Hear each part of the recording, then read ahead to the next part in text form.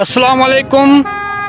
भाई नहायत ही अफसोस है, यकीन करो मेवन पर नहायत ही अफसोस है। जैसे कि मैंने एक वीडियो पहले चढ़ाई कि मेओ तुम एक ब्रांड हो, लेकिन ब्रांड जब ही हो जब तुम एक दूसरा के साथ सही चलोगा, इंसाफ से चलोगा, प्यार मोहब्बत से चलोगा तो एक तुम ब्रांड हो।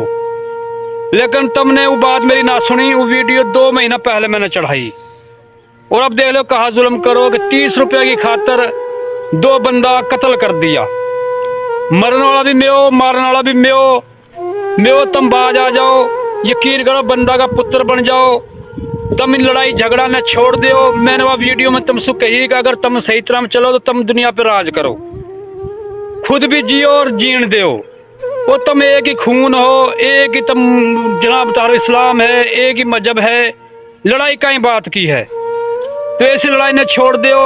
अब 30 रुपया वैसे तुमको पराठों का मालक का, पिजारों का मालक का, और वैसे 30 रुपया में लड़ाई हुई है।